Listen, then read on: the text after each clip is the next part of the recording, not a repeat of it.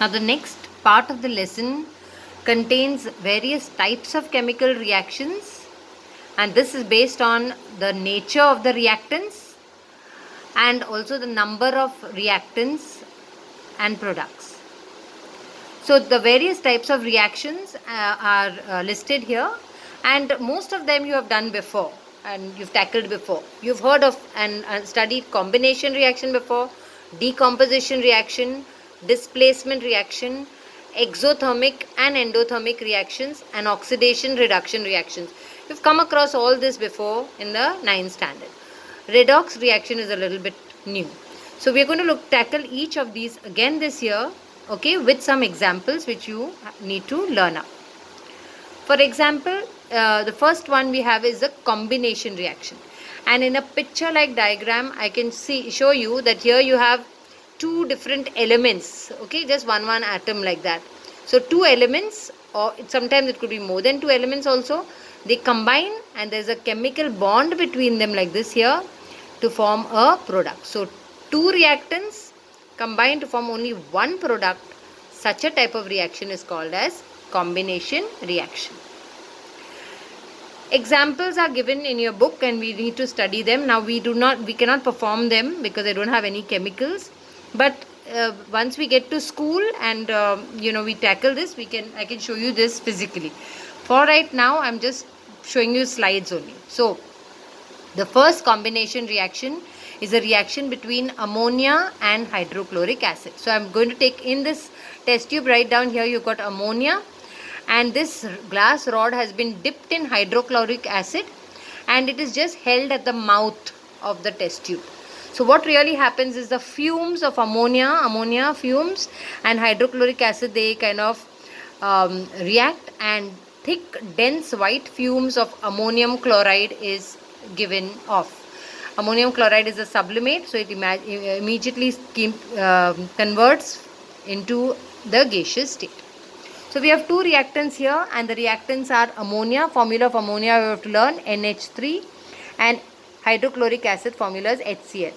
So you can see two reactants, they are separated by a plus sign, they combine and they form only one product, which is ammonium chloride, NH4Cl. The three H's and one H join becomes 4 H's, NH4Cl.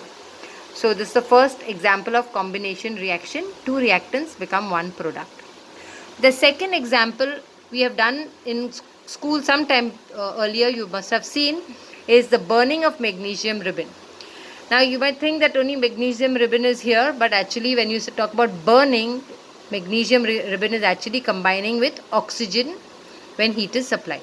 So magnesium and oxygen are the reactants separated by the comma, by the plus sign, and these two react to give you magnesium oxide. So which is a white color powder. So you can see the powder here on the tray, and the tongue is holding the magnesium wire. It's burning with a bright white light, and the residue that's left behind, or the ash, is nothing but magnesium oxide. A completely new substance is formed. So the two reactants are combining to form only one product, and therefore again it is a combination reaction. You will notice that I have put a 2 before because it was not a balanced reaction. So if you just look at it without the 2, it is Mg plus O2 gives you MgO. To balance oxygen 2 units, you put a 2 here, and magnesium also becomes 2. So here actually there should have been a 2. So here we have.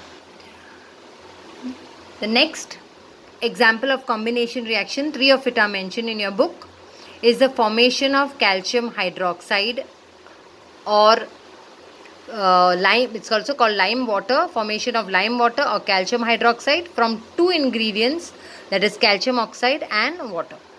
So all that you have to do is take calcium oxide, which is a white color stone, okay, and put it in water. So calcium oxide and water, when you mix them, you will get a product called calcium hydroxide. And how do we write the formula for calcium hydroxide? Calcium valency is +2 and hydroxide OH is -1. So the 1 comes down at the foot of calcium and 2 comes at the foot of OH. That's the formula of calcium hydroxide. Calcium oxide is simple. It's a second group element. So valency will be 2 + 2, and oxygen is 6th group element. So that means its valency again is -2, +2 and -2 cancel off each other, you get calcium oxide. So again here you see that two reactants combine to form only one product. Now in the picture you can also see there's a thermometer. Okay, because actually when you do this reaction, heat is given out. We have not heated anything here, but the heat is given out. So this is also an example of exothermic reaction, because we'll be dealing with that later on again. So just bringing it to your notice now.